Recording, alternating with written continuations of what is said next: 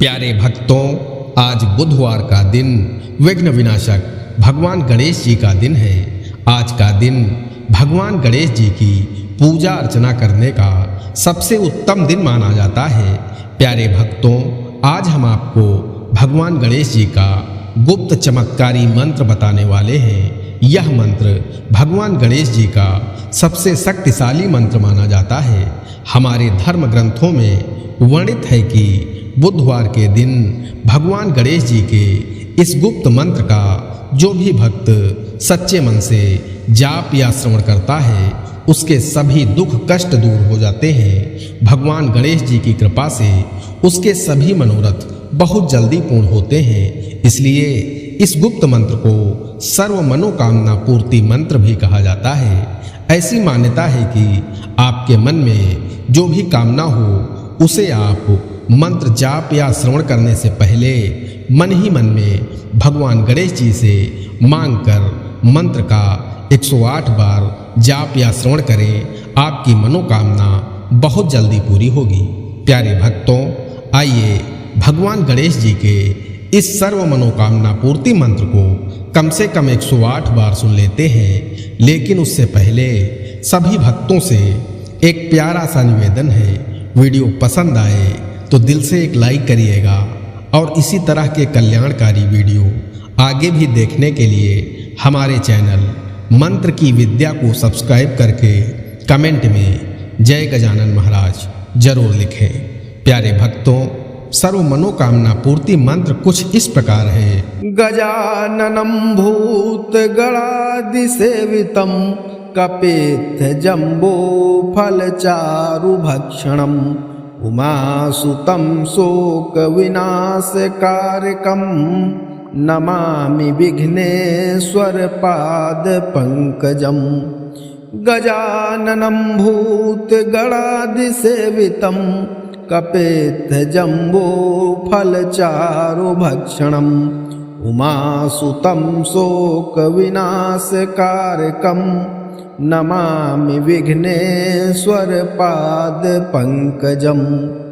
गजाननं भूत गणादि सेवितं कपेत जम्बो फलचारु भक्षणम् उमासुतं शोक विनाशकारकं नमामि विघ्नेश्वर पाद पंकजं। गजाननं भूत गणादि सेवितं कपेत जम्बो फलचारु भक्षणम् उमासुतं शोक विनाशकारकं नमामि विघ्नेश्वर पाद पंकजं। गजाननं भूत गणादि सेवितं कपेत जम्बो फलचारु भक्षणम् उमासुतं शोक विनाशकारकं नमामि विघ्नेश्वर पाद पंकजं। गजाननं भूत गणादि सेवितं कपेत जम्बो फलचारु भक्षणम् उमासुतं शोक विनाशकारकं नमामि विघ्नेश्वर पाद पंकजं। गजाननं भूत गणादि सेवितं कपेत जम्बो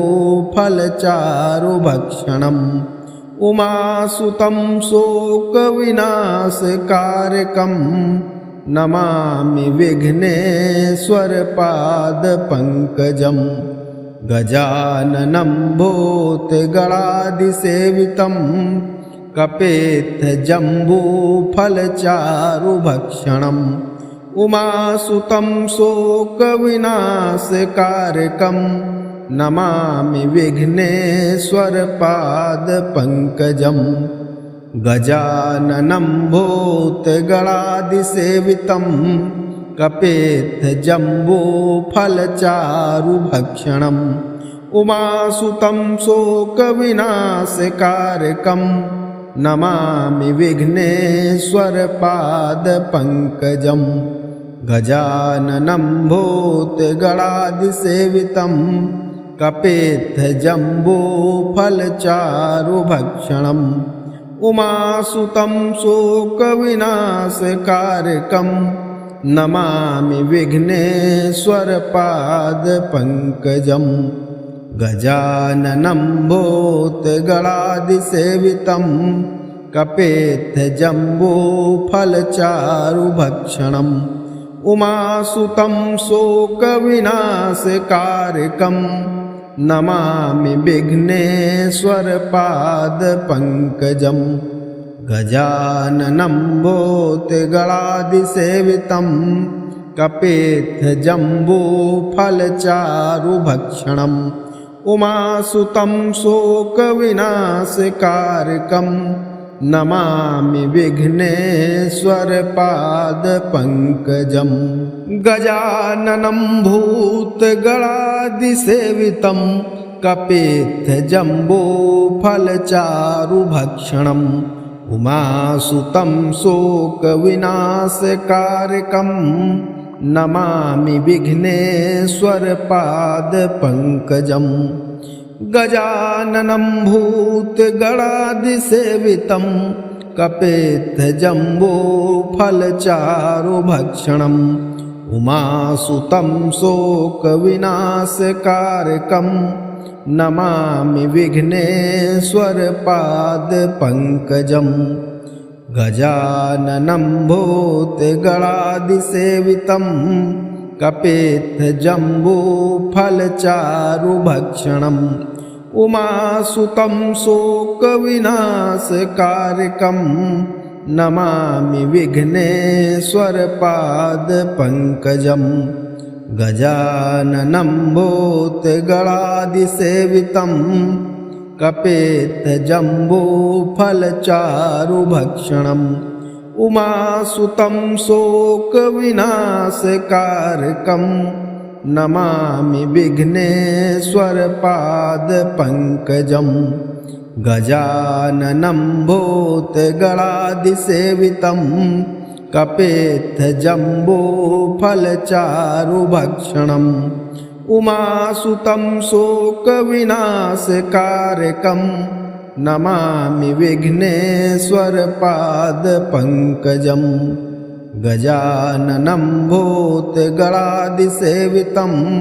कपेत्थजम्बूफलचारुभक्षणम् उमासुतं शोकविनाशकारकम् नमामि विघ्नेश्वरपादपङ्कजम् गजाननं भूतगणादिसेवितं कपेत्थजम्बूफलचारुभक्षणम् उमासुतं शोकविनाशकारकम्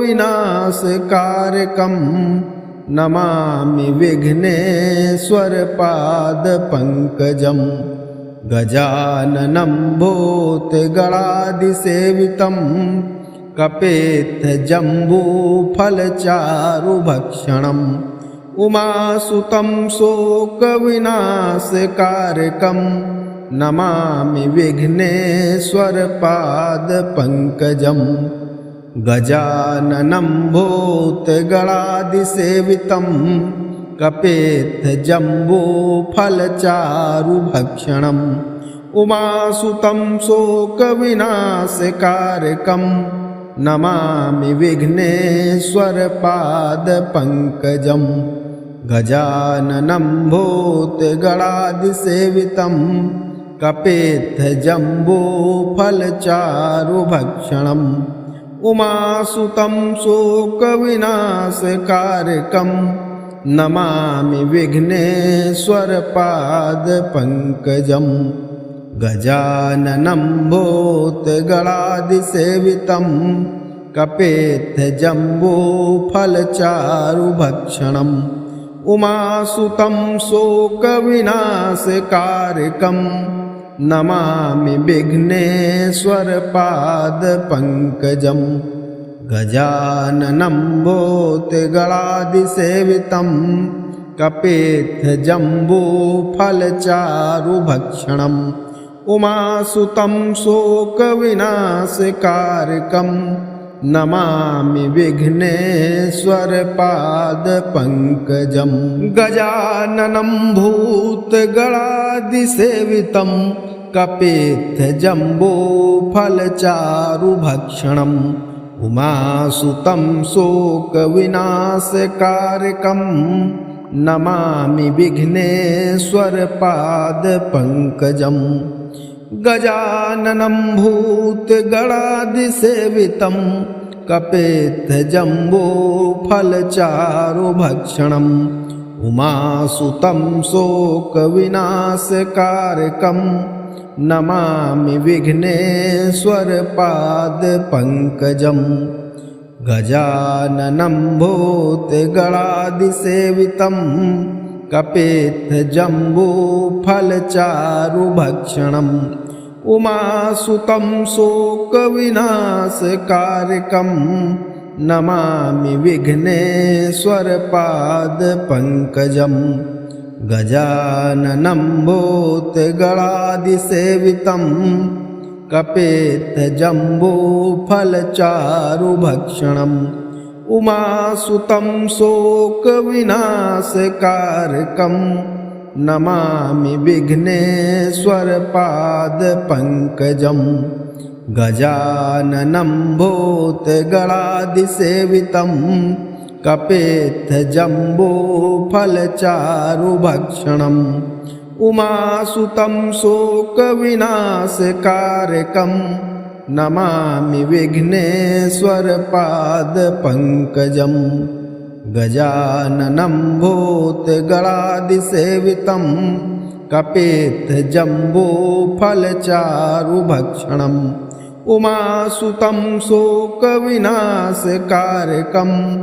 नमामि विघ्नेश्वरपादपङ्कजं गजाननं भूतगणादिसेवितं कपित्थजम्बूफलचारुभक्षणम्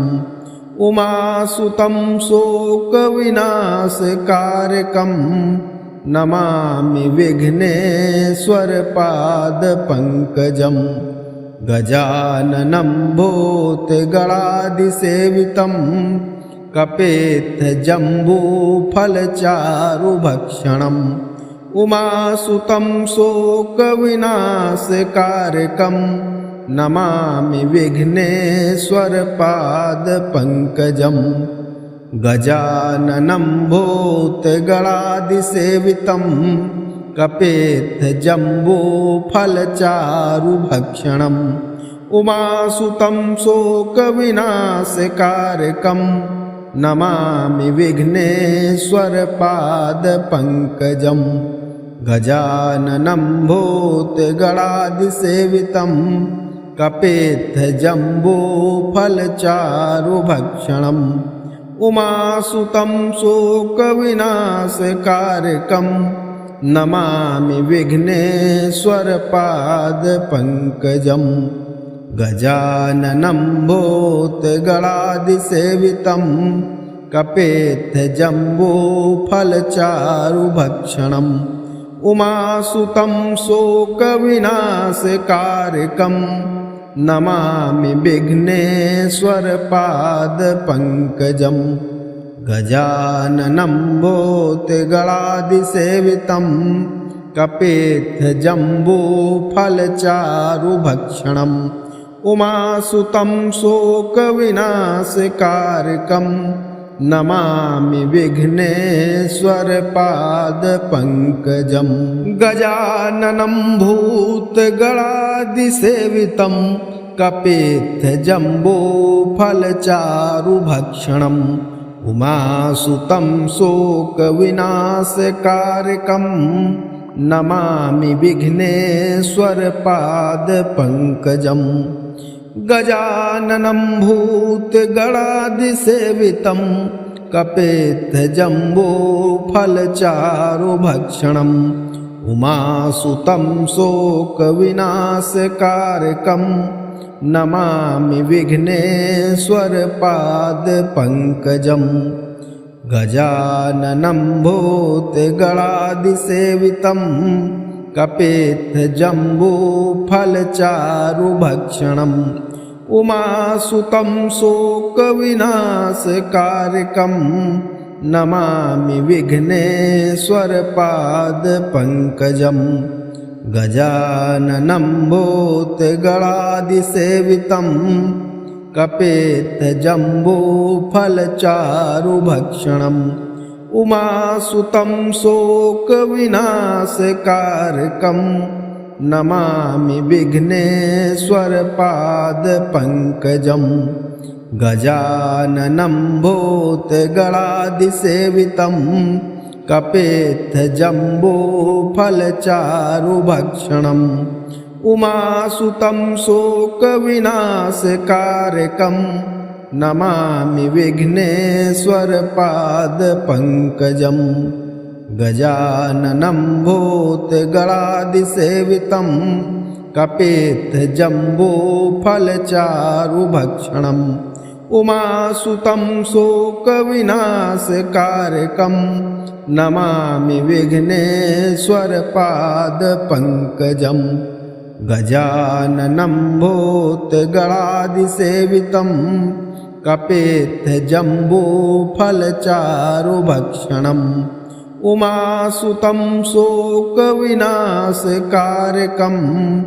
नमामि विघ्नेश्वरपादपङ्कजं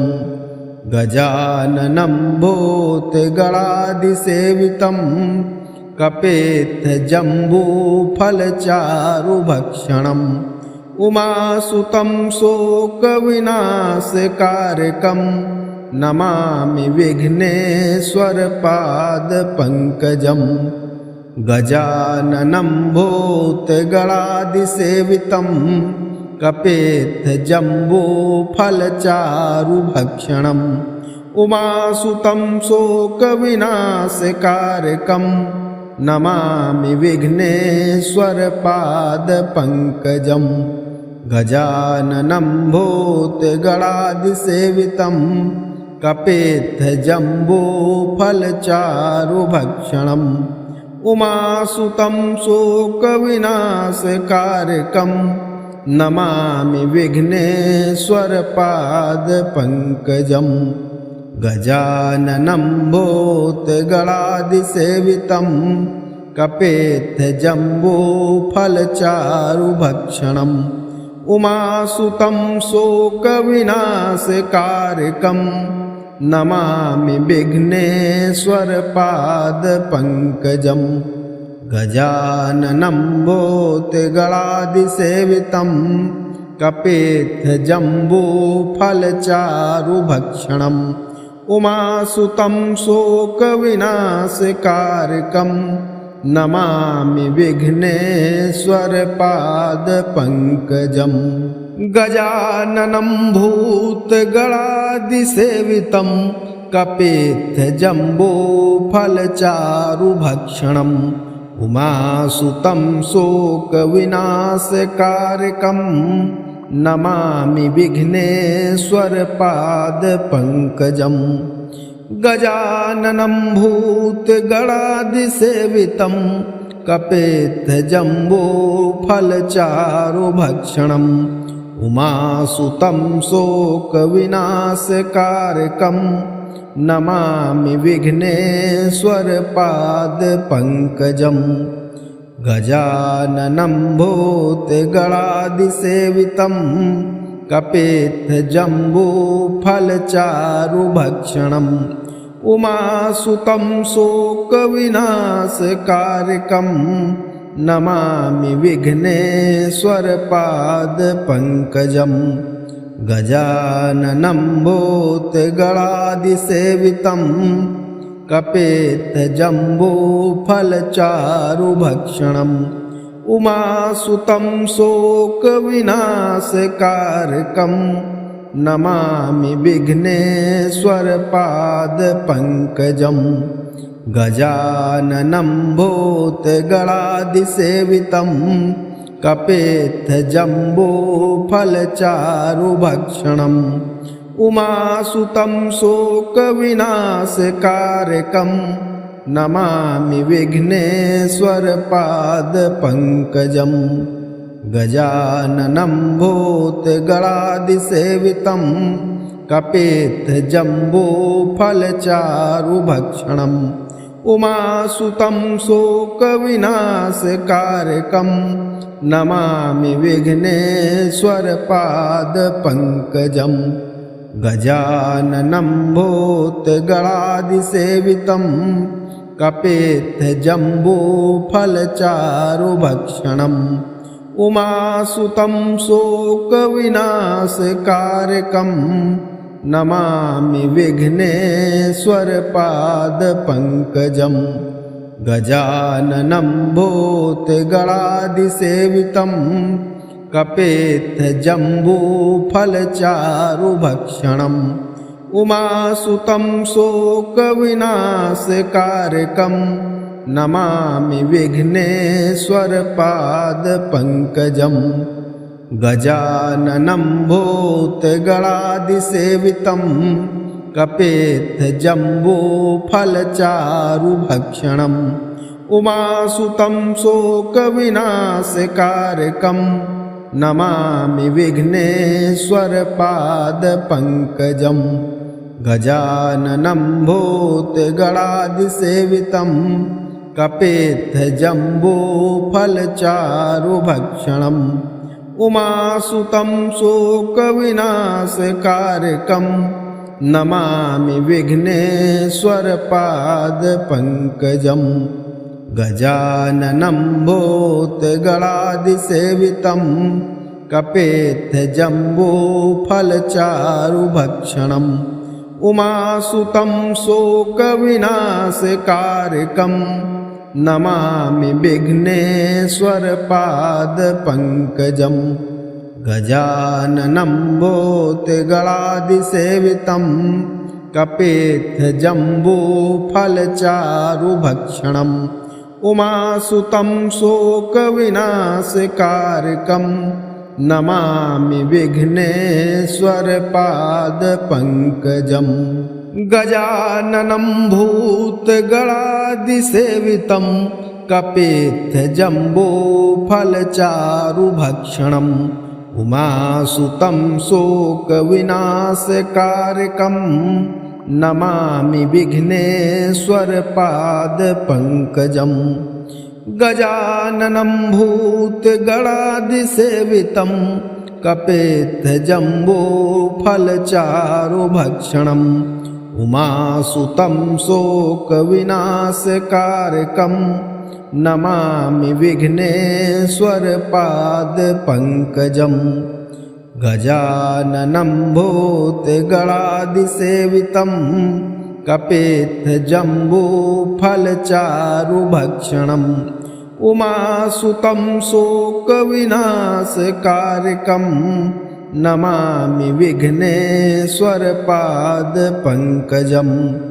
गजाननं भूतगणादिसेवितं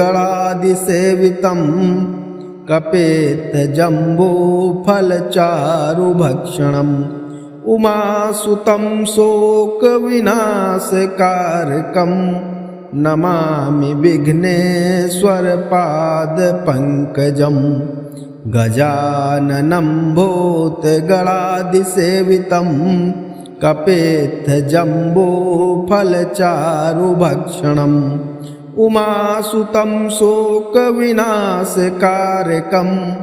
नमामि विघ्नेश्वरपादपङ्कजम् गजाननं भूतगणादिसेवितं कपित्थजम्बूफलचारुभक्षणम् उमासुतं शोकविनाशकारकं नमामि विघ्नेश्वरपादपङ्कजम् गजाननं भूतगणादिसेवितं कपित्थजम्बूफलचारुभक्षणम् उमासुतं शोकविनाशकारकं नमामि विघ्नेश्वरपादपङ्कजम् गजाननं भूतगणादिसेवितं कपित्थजम्बूफलचारुभक्षणम् उमासुतं शोकविनाशकारकं नमामि विघ्नेश्वरपादपङ्कजम् गजाननं भूतगणादिसेवितं कपेत्थजम्बूफलचारुभक्षणम् उमासुतं शोकविनाशकारकं नमामि विघ्नेश्वरपादपङ्कजम् गजाननं भूतगणादिसेवितं कपेत्थजम्बूफलचारुभक्षणम् उमासुतं शोकविनाशकारकं नमामि विघ्नेश्वरपादपङ्कजम् गजाननं भूतगणादिसेवितं कपेत्थजम्बूफलचारुभक्षणम् उमासुतं शोकविनाशकारकं नमामि विघ्नेश्वरपादपङ्कजम् गजाननं भूतगणादिसेवितं कपेत्थजम्बूफलचारुभक्षणम् उमासुतं शोकविनाशकारकं नमामि विघ्नेश्वरपादपङ्कजम् गजाननं भूतगणादिसेवितं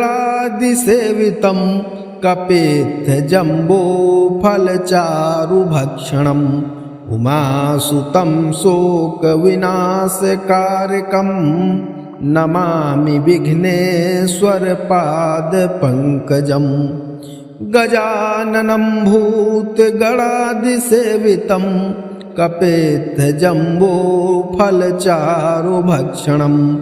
उमासुतं शोकविनाशकारकं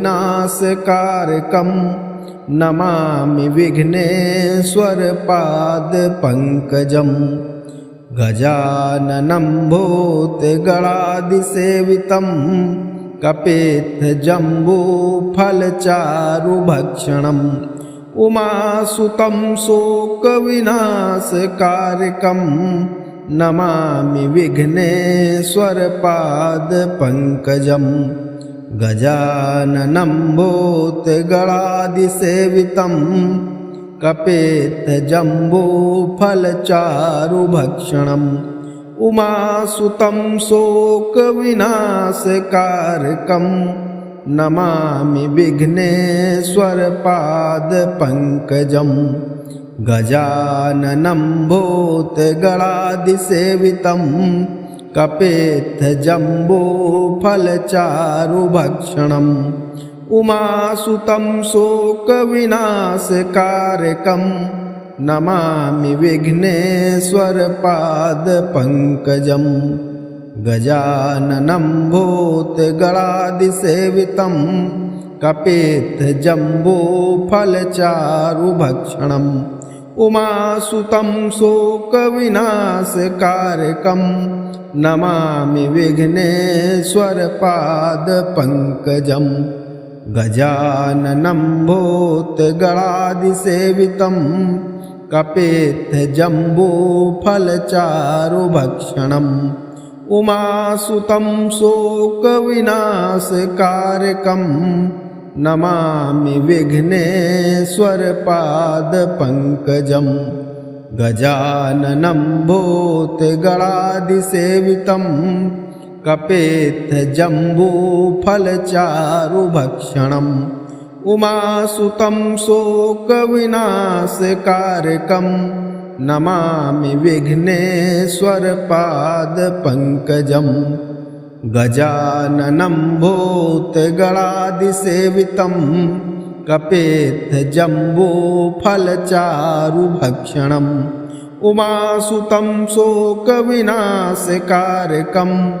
नमामि विघ्नेश्वरपादपङ्कजम् गजाननं भूतगणादिसेवितं कपेत्थजम्बूफलचारुभक्षणम् उमासुतं शोकविनाशकारकं नमामि विघ्नेश्वरपादपङ्कजम् गजाननं भूतगणादिसेवितं कपेत्थजम्बूफलचारुभक्षणम् उमासुतं शोकविनाशकारकं नमामि विघ्नेश्वरपादपङ्कजं गजाननं भूतगणादिसेवितं कपित्थजम्बूफलचारुभक्षणम् उमासुतं शोकविनाशकारकं नमामि विघ्नेश्वरपादपङ्कजं गजाननं भूतगणादिसेवितं कपित्थजम्बूफलचारुभक्षणम् उमासुतं शोकविनाशकारकं नमामि विघ्नेश्वरपादपङ्कजं गजाननं भूतगणादिसेवितं कपित्थजम्बूफलचारुभक्षणम् उमासुतं शोकविनाशकारकं नमामि विघ्नेश्वरपादपङ्कजं गजाननं भूतगणादिसेवितं कपित्थजम्बूफलचारुभक्षणम् उमासुतं शोकविनाशकारकं नमामि विघ्नेश्वरपादपङ्कजं गजाननं भूतगणादिसेवितं कपित्थजम्बूफलचारुभक्षणम् उमासुतं शोकविनाशकारकं नमामि विघ्नेश्वरपादपङ्कजं गजाननं भूतगणादिसेवितं कपित्थजम्बूफलचारुभक्षणम् उमासुतं शोकविनाशकारकं नमामि विघ्नेश्वरपादपङ्कजं गजाननं भूतगणादिसेवितं कपित्थजम्बूफलचारुभक्षणम् उमासुतं शोकविनाशकारकं नमामि विघ्नेश्वरपादपङ्कजं गजाननं भूतगणादिसेवितं कपित्थजम्बूफलचारुभक्षणम् उमासुतं शोकविनाशकारकं नमामि विघ्नेश्वरपादपङ्कजं गजाननं भूतगणादिसेवितं कपित्थजम्बूफलचारुभक्षणम् उमासुतं शोकविनाशकारकं नमामि विघ्नेश्वरपादपङ्कजं गजाननं भूतगणादिसेवितं कपित्थजम्बूफलचारुभक्षणम् उमासुतं शोकविनाशकारकं नमामि विघ्नेश्वरपादपङ्कजं गजाननं भूतगणादिसेवितं कपित्थजम्बूफलचारुभक्षणम् उमासुतं शोकविनाशकारकं नमामि विघ्नेश्वरपादपङ्कजं गजाननं भूतगणादिसेवितं कपित्थजम्बूफलचारुभक्षणम् उमासुतं शोकविनाशकारकं नमामि विघ्नेश्वरपादपङ्कजं गजाननं भूतगणादिसेवितं कपित्थजम्बूफलचारुभक्षणम् उमासुतं शोकविनाशकारकं नमामि विघ्नेश्वरपादपङ्कजं गजाननं भूतगणादिसेवितं कपित्थजम्बूफलचारुभक्षणम् उमासुतं शोकविनाशकारकं नमामि विघ्नेश्वरपादपङ्कजं गजाननं भूतगणादिसेवितं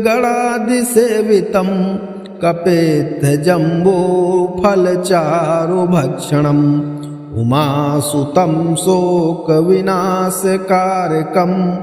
नमामि विघ्नेश्वरपादपङ्कजम् गजाननं भूतगणादिसेवितं कपेत्थजम्बूफलचारुभक्षणम् उमासुतं शोकविनाशकारकं नमामि विघ्नेश्वरपादपङ्कजम् गजाननं भूतगणादिसेवितं कपेत्थजम्बूफलचारुभक्षणम् उमासुतं शोकविनाशकारकं नमामि विघ्नेश्वरपादपङ्कजम् गजाननं भूतगणादिसेवितं कपेत्थजम्बूफलचारुभक्षणम् उमासुतं शोकविनाशकारकं नमामि विघ्नेश्वरपादपङ्कजम् गजाननं भूतगणादिसेवितं कपेत्थजम्बूफलचारुभक्षणम् उमासुतं शोकविनाशकारकं नमामि विघ्नेश्वरपादपङ्कजम् गजाननं भूतगणादिसेवितं कपेत्थजम्बूफलचारुभक्षणम् उमासुतं शोकविनाशकारकं नमामि विघ्नेश्वरपादपङ्कजम् गजाननं भूतगणादिसेवितं कपेत्थजम्बूफलचारुभक्षणम् उमासुतं शोकविनाशकारकं नमामि विघ्नेश्वरपादपङ्कजम् गजाननं भूतगणादिसेवितं कपेत्थजम्बूफलचारुभक्षणम् उमासुतं शोकविनाशकारकं नमामि विघ्नेश्वरपादपङ्कजम् गजाननं भूतगणादिसेवितं कपेत्थजम्बूफलचारुभक्षणम् उमासुतं शोकविनाशकारकं नमामि विघ्नेश्वरपादपङ्कजम् गजाननं भूतगणादिसेवितं कपेत्थजम्बूफलचारुभक्षणम् उमासुतं शोकविनाशकारकं नमामि विघ्नेश्वरपादपङ्कजम् गजाननं भूतगणादिसेवितं कपेत्थजम्बूफलचारुभक्षणम् उमासुतं शोकविनाशकारकं नमामि विघ्नेश्वरपादपङ्कजम्।